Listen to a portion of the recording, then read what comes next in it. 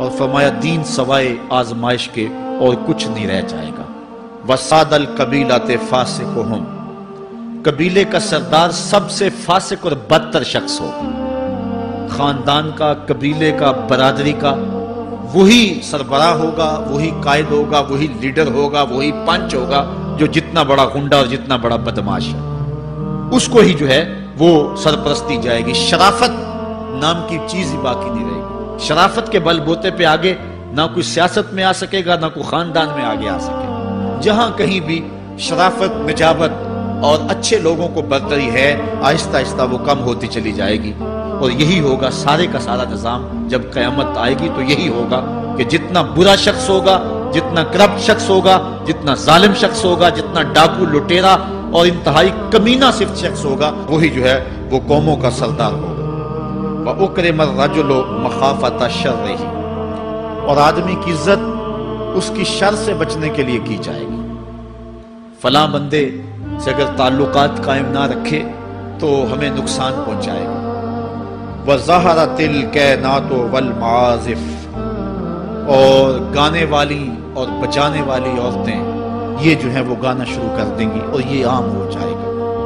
اب تو حد ہو گئی کہ مذہب کے نام سے بھی یہ سب کچھ ہو رہا ہے۔ یہ شام کلندر کے نام سے جو پورے ملک کے اندر ایک جو ہے تقریب شروع ہوئی ہے، اس میں جو ہے ان عورتوں کو بلایا جاتا ہے اور لکھا ہوتا ہے باقاعدہ اشتہاروں کے اوپر کہ فلاں جو ہے وہ گانے والی آئے گی اور وہ جو ہے وہ اپنا کلام پیش کرے گی، اور یہ مذہب کے نام پہ ہو رہا ہے۔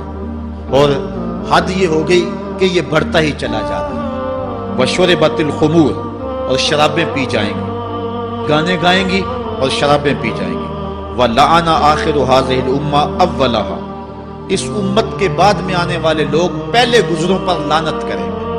فرمایا جب قیامت آئے گی اتنی دیر تک قائم نہیں ہو سکتی جب تک زمانے مختصر نہیں ہو جائیں گے، زمانے سمٹ نہیں جائیں گے، حتیٰ کہ سال مہینے جتنا ہو جائے گا، اور مہینہ ایک جمعۃ المبارک جتنا ہو جائے گا، اور ایک جمعہ ایک دن جتنا ہو جائے گا، اور ایک دن ایک گھڑی جیسا ہو جائے گا، اور ایک گھڑی ایسے ہوگی جس طرح آگ کا شعلہ جلایا اور وہ بجھ گیا۔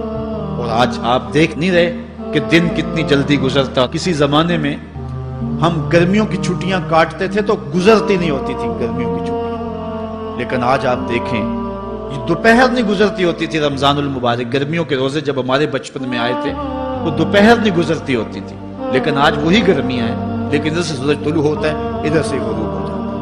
وقت سمٹ گئے، زمانے سمٹ گئے، اور یہ قرب قیامت کی نشانیاں ہیں۔ خرابی اتنی زیادہ ہوگی، حضور نے ارشاد فرمایا، حضرت ابو ہریرہ سے ہے، آدمی گزرے گا اور ایک پرانی سی قبر دیکھے گا اور کہے گا وَيَقُولُ يَا لَيْتَنِي كُنْتُ مَكَانَ صَاحِبِ هَذَا الْقَبْرِ وَلَيْسَ بِهِ الدِّينُ إِلَّا الْبَلَاغُ۔ فرمایا انسان قبر کے قریب سے گزرے گا تو گزرتے ہوئے وہ ٹھنڈی آہ بھر کے کہے گا کاش کہ اس قبر کا مکین میں ہوتا، اور فرمایا دین سوائے آزمائش کے اور کچھ نہیں رہ جائے گا۔ یہ قرب قیامت کی وہ نشانیاں ہیں جو حضور علیہ السلام نے بیان کی۔ ایک اور نشانی حضور علیہ السلام نے بیان فرمائی کہ قرب قیامت کے اندر دین کا کام بھی درہم و دینار سے ہوگا۔